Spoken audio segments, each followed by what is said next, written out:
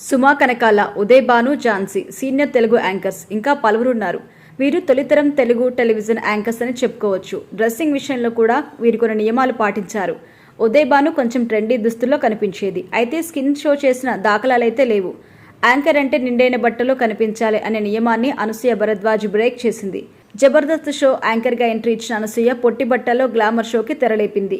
కుటుంబ సభ్యులు అందరూ ఒకచోట చేరి చూసే టెలివిజన్ షోస్లో గ్లామర్ షో చేయడం సరికాదు అనే వాదన బలంగా వినిపించింది. ఈ క్రమంలో అనసూయ డ్రెస్సింగ్పై విమర్శలు కూడా వచ్చాయి. ఒక సందర్భంలో సీనియర్ నటుడు కోటా శ్రీనివాసరావు సైతం అనసూయ డ్రెస్సింగ్ని ఉద్దేశించి మాట్లాడారు. అనసూయ అందంగా ఉంటుంది, ఆమె పొట్టి బట్టలు ధరించాల్సిన అవసరం లేదు అన్నారు. ఈ విమర్శలకు అనసూయ ఘాటైన సమాధానం ఇచ్చింది. ఎన్ని విమర్శలు వచ్చినా అనసూయ తన పందా మార్చుకోలేదు. సోషల్ మీడియాలో కూడా అనసూయ మీద విపరీతమైన నెగిటివిటీ ఉంటుంది.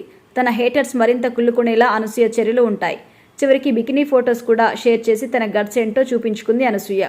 ఒకరి కోసం నేను బ్రతకను, నా కోసం నేను బ్రతుకుతాను అంటుంది. బయట వాళ్ళ సంగతి సరే, అనసూయను కుటుంబ సభ్యులు ఏం అనరా? ఆమె భర్త ఫీలింగ్ ఏంటి? ఈ ప్రశ్నకి అనసూయ సమాధానం చెప్పింది. విమర్శలతో నా ఆత్మవిశ్వాసాన్ని దెబ్బతీసే ప్రయత్నం జరిగింది, కానీ ఏకాగ్రత కోల్పోకుండా నా లక్ష్యం వైపు నేను వెళ్లాను అని అనసూయ చెప్పారు. 15 ఏళ్లు నాకు కెరియర్ ఉంటుందని భర్త వద్ద ముందే పర్మిషన్ తీసుకున్నాను. అందుకే నా కుటుంబ సభ్యులు నాకు సహకరిస్తున్నారు. నా వృత్తిలో కొనసాగుతూనే తల్లిగా, భార్యగా, గృహిణిగా నా బాధ్యతలు నెరవేరుస్తున్నాను అని అనసూయ చెప్పారు. తన కెరియర్ విషయంలో కొన్నేళ్లు స్వేచ్ఛగా వదిలేయాలని అనసూయ భర్త వద్ద అనుమతి తీసుకున్నట్టుగా పరోక్షంగా వెల్లడించింది. కెరియర్ కోసమే స్కిన్ షో అని అనసూయ అయితే చెప్పింది.